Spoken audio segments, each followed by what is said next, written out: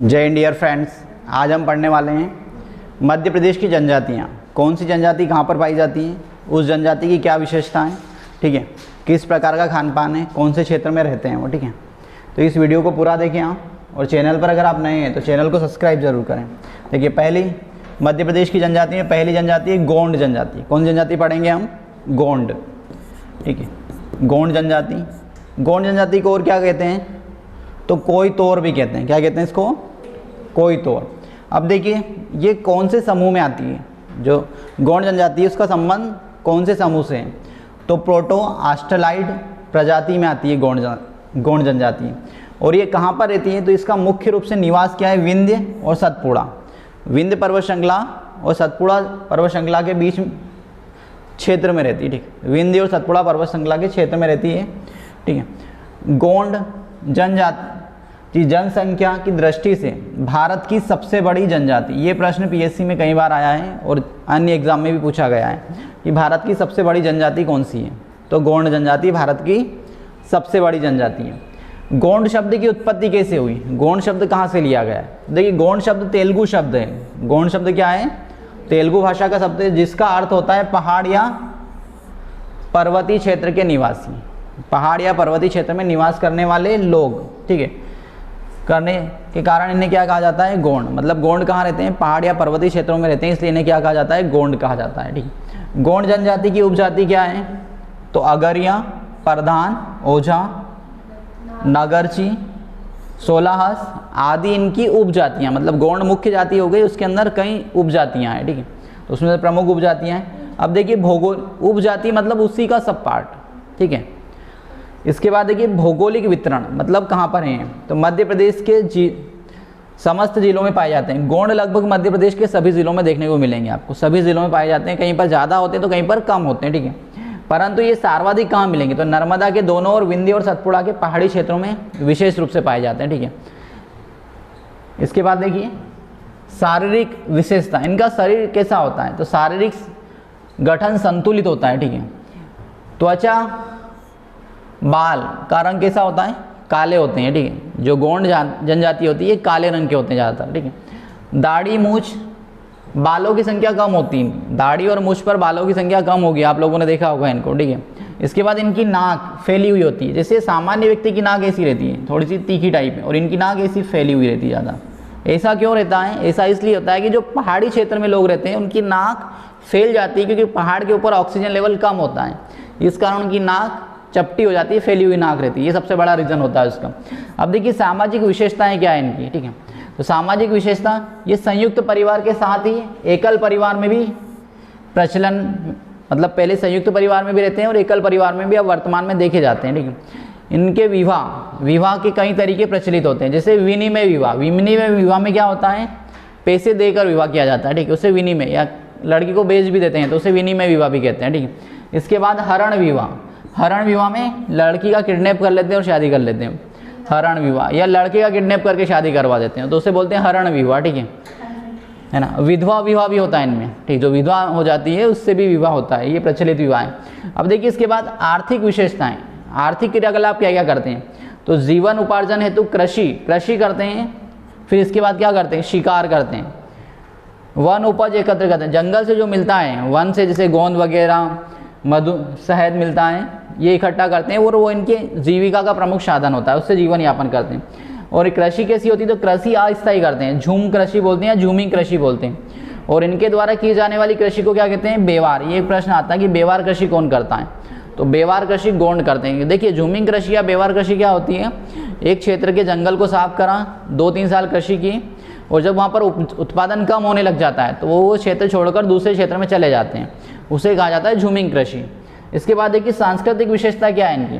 संस्कृति क्या है इनकी, ठीक है। तो विभिन्न अवसरों पर सांस्कृतिक आयोजन के द्वारा मनोरंजन किया जाता है। गोंड लोगों का प्रमुख नृत्य में कौन कौन से नृत्य हैं? कर्मा नृत्य, सेला नृत्य। इनके बारे में डीप में पढ़ा चुका हूँ मैं आप लोगों को, है ना, तो वो वीडियो भी देख लें आप। कर्मा, शेला, भड़ोनी, वीरा, करवा, सजनी, ये इनके प्रमुख नृत्य होते हैं, ठीक है। फिर इसके बाद इनमें कौन सी प्रथा प्रचलित होती है? घोटुल प्रथा। अब ये घोटुल प्रथा क्या होती है? देखिए, घोटुल प्रथा ऐसी एक प्रथा होती है इनके अंदर इसे युवा ग्रह भी कहते हैं सामान्य। इसमें युवती और युवक साथ में रहते हैं, ठीक है, अविवाहित युवक युवतियाँ साथ में रहते हैं, ठीक है। उस प्रथा को क्या कहा जाता है? घोटुलू प्रथा, घोटुल या घोटुलू भी बोलते हैं कहीं पर, ठीक है। तो ये प्रथा होती है जिसमें युवक युवतियाँ साथ में रहते हैं, ठीक है, बड़े घरों में और वहीं सोते हैं, ठीक है, उसे कहा जाता है युवा ग्रह या घोटुलू प्रथा। अब इनके प्रमुख देवता, देवताओं से बहुत प्रश्न आते हैं कि कौन से देवता का क्या कार्य होता है, किस देवता की पूजा करते हैं। तो इनके प्रमुख देवता में होते हैं बूढ़ा देव। कौन से देव होते हैं? बूढ़ा देव, ठाकुर देव। कौन से देव? ठाकुर देव। इसके बाद बागेश्वर, ठीक है, सूरज देव, खेर माता, दूल्हा देव, ये इनके प्रमुख देवता हैं। इनके देवताओं के नाम पूछे जाते हैं कि बूढ़ा देव, ठाकुर देव, बागेश्वर देव, सूरज देव, खेर माता, दूल्हा देव, ये इनके प्रमुख देवता हैं। अब देखिए, एक सच्चा गोंड, ये साच के वृक्ष को बहुत मानते हैं। एक सच्चा गोंड साच का पत्ता हाथ में लेकर कभी झूठी कसम नहीं खाता है। क्या नहीं करता है? झूठ नहीं बोलता है, ठीक है। मतलब ये साच के वृक्ष को हाथ में लेकर कभी झूठी कसम नहीं खाएंगे उसके पत्ते को। क्यों नहीं खाएंगे? क्योंकि उसके अंदर इनके प्रमुख देवता बूढ़ा देव निवास करते हैं। साच के वृक्ष में कौन से देवता निवास करते हैं? ये प्रश्न कई बार पूछा जाता है कि साच के वृक्ष में गोंडों के कौन से देवता निवास करते हैं? बूढ़ा देव निवास करते हैं, ठीक है, उस वृक्ष में, इसलिए झूठी कसम नहीं खाते हैं हाथ में पत्ता लेकर ही साच का। अब देखिए, ग्राम भूमि की ठाकुर देव, गांव भूमि के देवता कौन कहलाएंगे? ठाकुर देव। मतलब जो गांव भूमि होती है उसे, उसकी रक्षा कौन करते हैं? ठाकुर देव करते हैं, उसके स्वामी ठाकुर देव कहते हैं। और दूल्हा देव बीमारियों से रक्षा करते हैं इनकी, ठीक। दूल्हा देव का कार्य क्या है? इनके कार्य पूछे जाते हैं कि भैया बीमारियों से रक्षा कौन से देवता करते हैं? तो दूल्हा देव बीमारियों से रक्षा करते हैं। और गोंड जनजाति प्राकृतिक पूजा के, ये प्रकृति की पूजा करते हैं। क्या करते हैं? नाग, पीपल के वृक्ष की पूजा करते हैं, मतलब प्रकृति की उपासना करते हैं, प्रकृति की पूजा करते हैं, ठीक है। इसके बाद गोंड जनजाति में दूध लौटा हुआ विवाह प्रचलित है। ये बहुत ही महत्वपूर्ण विवाह होता है, कई बार पूछा जाता है दूध लौटा हुआ विवाह क्या होता है, किस में प्रचलित होता है?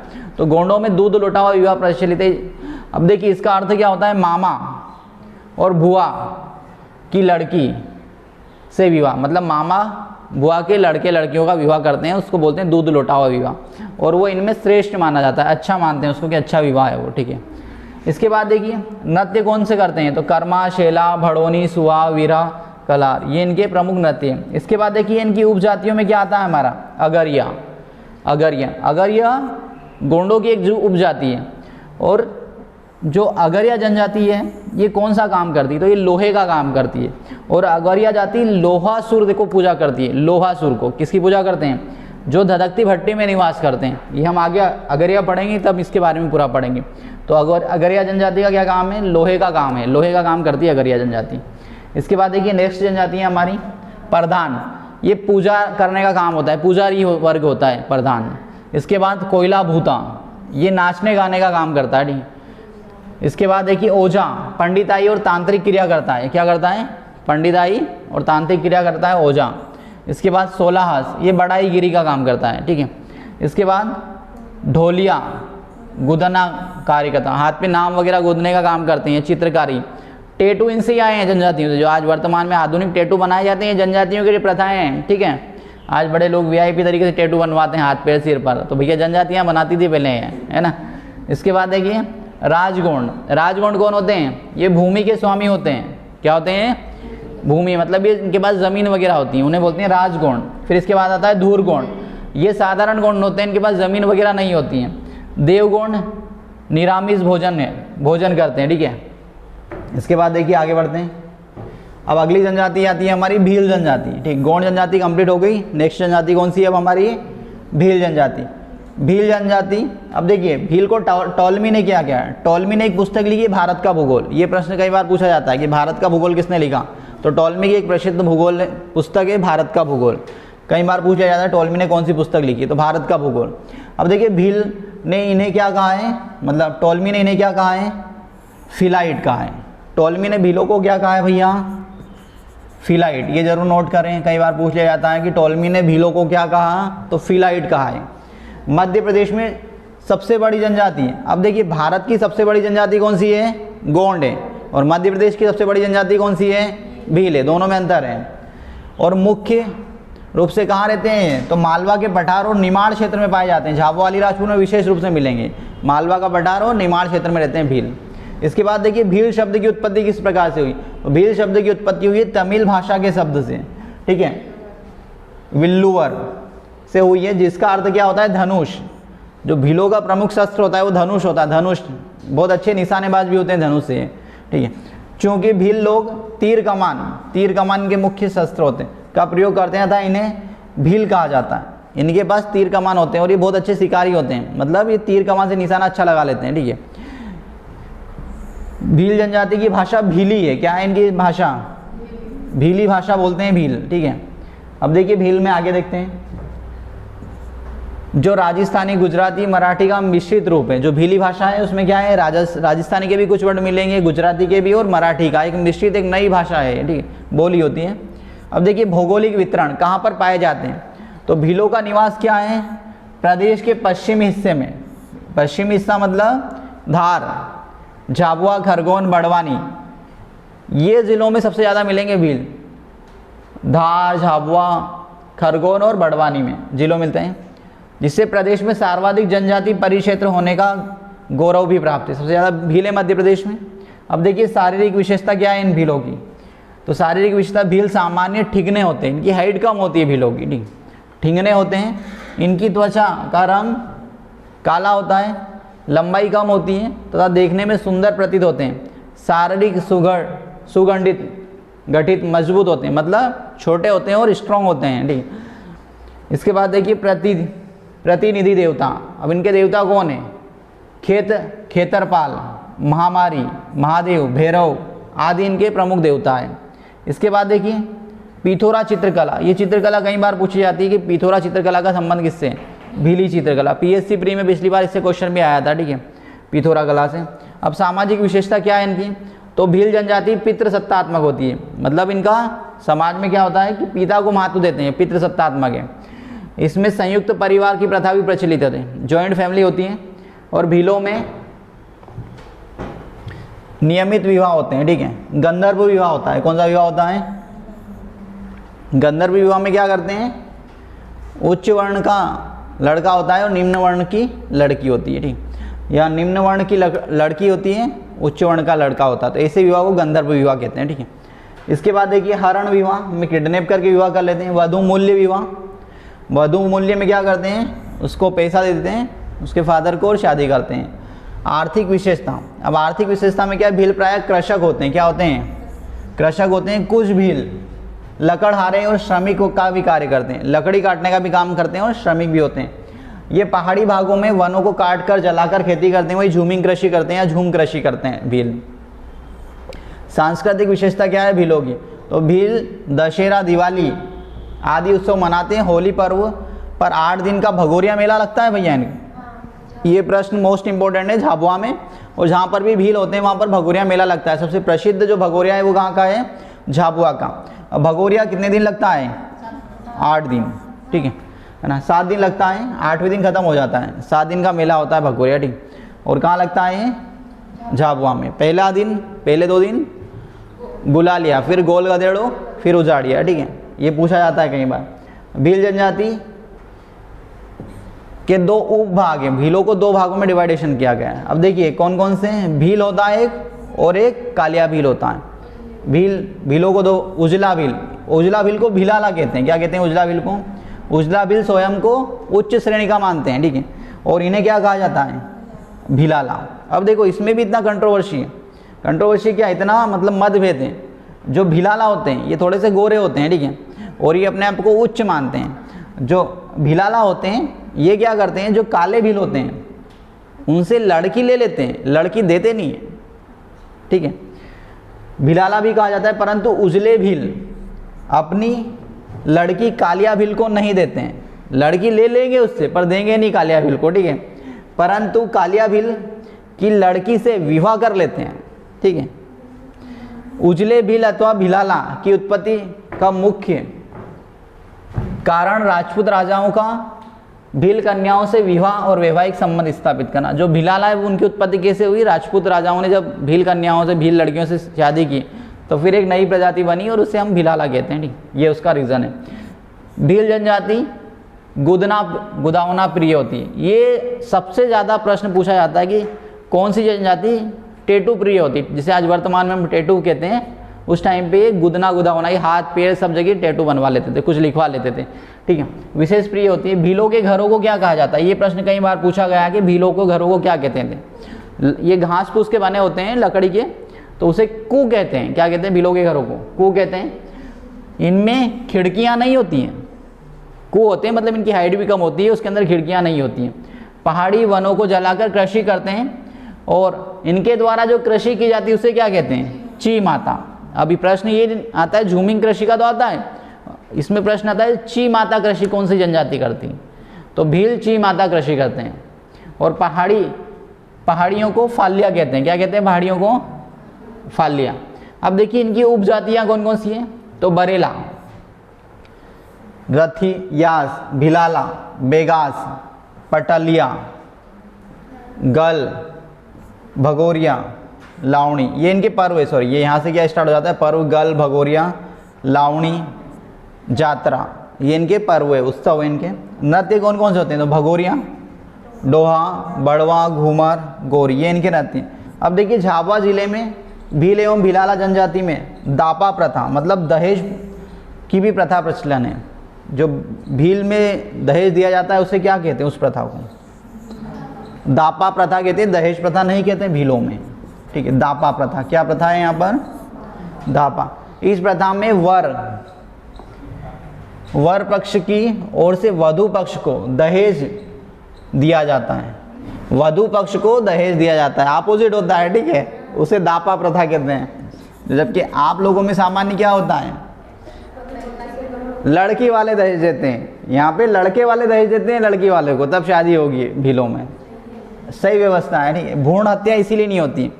मध्य प्रदेश में सबसे ज़्यादा लिंगानुपात भीलों का है, मतलब सॉरी जनजातियों का लिंगानुपात सर्वाधिक है मध्य प्रदेश में। तो इसका रीज़न क्या है, उनमें भ्रूण हत्याएँ नहीं होती, बाकी अन्य कैटेगरियों में भ्रूण हत्याएँ ज़्यादा होती है, ठीक है, इसलिए लिंगानुपात कम है मध्य प्रदेश में।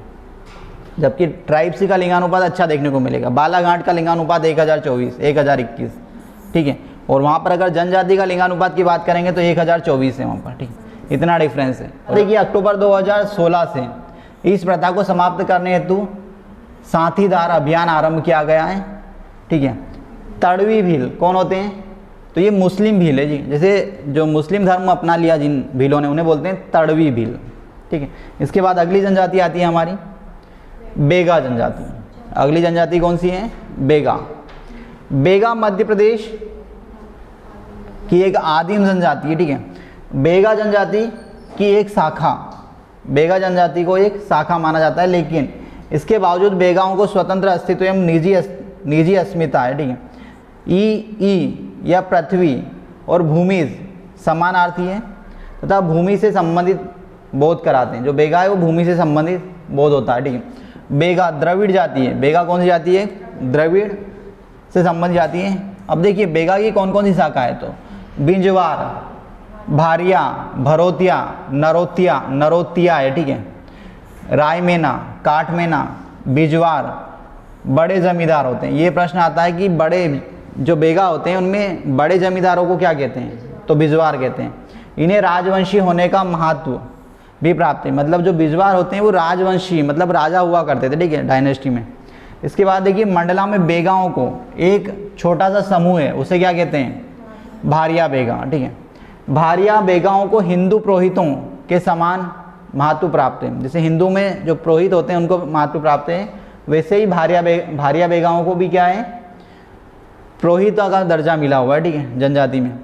बेगा जनजाति कृषि में हल का प्रयोग नहीं करते हैं भैया। बेगा क्या करते हैं, कृषि में हल का प्रयोग नहीं करते हैं। क्यों नहीं करते, इनका मानना है कि अगर कृषि में हल का प्रयोग किया जाएगा तो धरती माँ का सीना फट जाएगा, इसलिए हल नहीं चलाते हैं वो, इसलिए सामान्य कृषि करते हैं। और इनकी मान्यता है कि कृषि में हल का प्रयोग करने से धरती माँ का सीना फट जाएगा, ठीक है, मतलब अगर कृषि की जुताई वगैरह करेंगे तो पृथ्वी का सीना फट जाएगा धरती माँ का, इसलिए वो बीज हाथ से बोते हैं, ठीक है ना। बेगा मांस, मोटे अनाज, कंदमूल आदि का प्रयोग करते हैं, ठीक है। क्या खाते हैं, अब देखिए इनका सुबह का भोजन क्या कहलाता है, बासी। जो सुबह खाते हैं भोजन उसे क्या कहते हैं, बासी भोजन कहते हैं। दोपहर के भोजन को पेज कहते हैं, ठीक है, और रात्रि के भोजन को क्या कहते हैं, बियारी, ठीक है। सुबह के भोजन को बासी, दोपहर के भोजन को पेज और रात्रि के भोजन को ब्यारी। अब इसमें पूछा जाता है कि बेगाओं के द्वारा किया जाने वाला दोपहर का भोजन क्या कहलाता है? पेज कहलाता है, सुबह का भोजन बासी और रात्रि का भोजन ब्यारी कहलाता है। इनकी कृषि को क्या कहते हैं? बेवार कृषि। ठीक है, बेगाओं के द्वारा की जाने वाली कृषि क्या कहलाती है? बेवार कृषि। ठीक है, अब इसके बाद देखिए आगे, ठाकुर देव ग्राम भूमि के देवता होते हैं, दूल्हा देव बीमारियों से रक्षा करते हैं, बूढ़ा देव कृषि के देवता होते हैं। ठीक है, प्रमुख देवता होते हैं, बूढ़ा देव प्रमुख देवता होते हैं, इनकी पूजा होती है। ठीक है, बूढ़ा देव साच के वृक्ष में निवास करते हैं। ठीक, इसके बाद देखिए महिलाएं एक छोटी सी धोती पहनती है। ठीक, क्या पहनती महिलाएं? जो कमर के सहारे घुटनों तक नीचे की ओर लटकती रहती है, जिसे धोती को क्या कहते हैं? कपची कहते हैं। ये पूछा जाता है कपची क्या है, तो कपची एक धोती होती है, उसे कहा जाता है। ठीक है, कपची का एक भाग सीने पर के ऊपर डाला जाता है अथवा सोने के ऊपर, सीने के ऊपर भाग को सस्ती धातु के आभूषण, मतलब सस्ते आभूषण पहनते हैं ये। ठीक है, जिसे हम बोलते हैं ना नकली धातु के आभूषण पहनते हैं। ठीक है, इसके बाद बेगा लोगों का पेज, जो पेज दोपहर में भोजन करते हैं, पेज पदार्थ बहुत प्रिय होता है। इनका सबसे फेवरेट खाना क्या है? तो पेज होता है। अब देखिए पेज बनाते कैसे हैं। यहाँ मक्का, चावल, कुटगी के घोल से तैयार होता है पेज। टेस्ट इसका अलग आता है। ठीक है, भौगोलिक वितरण कहाँ मिलेंगे? मध्य प्रदेश में। तो मध्य प्रदेश में मंडला, बालाघाट और शहडोल में मिलते हैं। कहाँ मिलते हैं? मंडला, बालाघाट और शहडोल जिलों में निवास करते हैं। और यहाँ पूर्वी सतपुड़ा में मैकाल पर्वत में उपस्थित हैं, में फैले हैं। ठीक है, बेगाओं का बेगाचक डिंडोरी क्षेत्र, ये बेगाचक कई बार पूछा जाता है बेगाचक क्षेत्र कहाँ था? तो डिंडोरी में, जहाँ पर बेगाओं के कई गांव है, लगभग 78 गांव के आसपास है, तो उस क्षेत्र को बेगाचक कहते हैं। ठीक है, बेगाचक में कई बेगा मिलते हैं। इसके बाद देखिए शारीरिक विशेषता, पितृसत्ता, सामाजिक विशेषता है। ठीक है, तो पितृसत्तात्मक परिवार होता है इनका। ठीक है, सामाजिक रीति रिवाज परिपालन में पुरुष इच्छा सर्वोपरि होती है, पुरुष को ज़्यादा महत्व देते हैं। अब देखिए इनमें सगोत्र विवाह बेगाओं में वर्जित होते हैं। सगोत्र विवाह मतलब एक जैसी सरनेम के विवाह नहीं होंगे। ठीक है, सगोत्र विवाह मतलब एक जैसी गोत्र होती है, वो विवाह इनमें मान्य नहीं होते हैं। ठीक, बेगा लोगों में संयुक्त परिवार की प्रथा होती है। अन्य जातियों के समान इनमें भी विवाह अनेक प्रकार के होते हैं। ठीक है, अब आर्थिक स्थिति क्या है? आर्थिक विशेषता, ये भी कृषि करते हैं, कृषि महत्वपूर्ण है।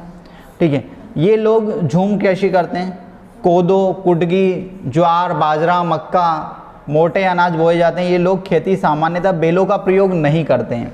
अब देखो ये खुद बेलों का प्रयोग नहीं करते हैं, अब इनकी जो ज़मीन है वो किसी और को दे देते हैं, बोले तुम करो हमारे खेतों में कृषि, क्योंकि ये नहीं करते, क्योंकि इनको तो पता है कि हल चलाएंगे तो धरती माँ का सीना फट जाएगा, कोई और चलाएगा तो सीना नहीं फटेगा। ठीक, ऐसा। ठीक, तो ये क्या करते हैं? दूसरे को अपनी भूमि दे देते हैं, फिर उसमें कृषि करवाते हैं। तो बेलों का प्रयोग दूसरे व्यक्ति से लेकर करते हैं। ठीक, देखिए क्या है, बेलों का प्रयोग नहीं करते हैं, परंतु कुछ बेगा लोग बेलों का प्रयोग दूसरे व्यक्तियों से लेकर करते हैं। उन्हें उपज का आधा भाग देना पड़ता हो। कितना? मतलब जिनके बेल है उनसे लेकर अगर यूज़ करेंगे वो, तो उन्हें जो उपज है, जो उत्पादन हो रहा है, उसका आधा भाग मतलब 50% देंगे। और यहाँ प्रथा क्या कहलाती है? पोड़ा। इस प्रथा को क्या कहते हैं? पोड़ा प्रथा। ठीक, बेगा कुशल शिकारी भी होते हैं। ठीक, क्या करते हैं? शिकार भी करते हैं, शिकारी होते हैं कुशल। अब देखिए सांस्कृतिक विशेषता क्या है? बेगा एक कला प्रिय जाति है। कर्मा, शेला, परधोनी, फाग आदि इनके नृत्य हैं, ये डांस होते हैं इनके। दीवारों पर मिट्टी के रंग का अलंकरण कला की परंपराएं। बेगा जनजाति सर्वाधिक गुदना प्रिय, मतलब ये भी टैटू प्रिय। गोदना, गुदाना ये इनमें प्रिय होता है जनजातियों में। टैटू वगैरह जनजातियों से आए हैं आधुनिक समाज में। इसके बाद देखिए प्रचलित विवाह कौन कौन से होते हैं? मगनी या चढ़ विवाह, मगनी के दिन ही विवाह हो जाता है। उठावा विवाह, उठावा विवाह भी होता है इनमें, जैसे चोर विवाह। ठीक है, चोर विवाह। पैदल विवाह होता है। लम सेना विवाह, लम सेना विवाह में क्या होता है? जो दामाद होता है वो ससुर के घर ही रहेगा, घर जमाई। उधारिया विवाह भी होता है इनमें, कॉन्ट्रैक्ट उधारिया विवाह, उधार शादी भी होती है। ठीक है, प्रमुख नृत्य कौन कौन से इनके? कर्मा, शेला, परधोनी और फाग, ये इनके प्रमुख नृत्य। ठीक है, देखिए ये मध्य प्रदेश की 3 जनजातियाँ करवा दी हैं और बाकी जनजातियाँ अगले वीडियो में। तो इस वीडियो को आप ज़्यादा से ज़्यादा शेयर करें और चैनल पर अगर आप नए हैं तो चैनल को सब्सक्राइब ज़रूर करें। Thank you.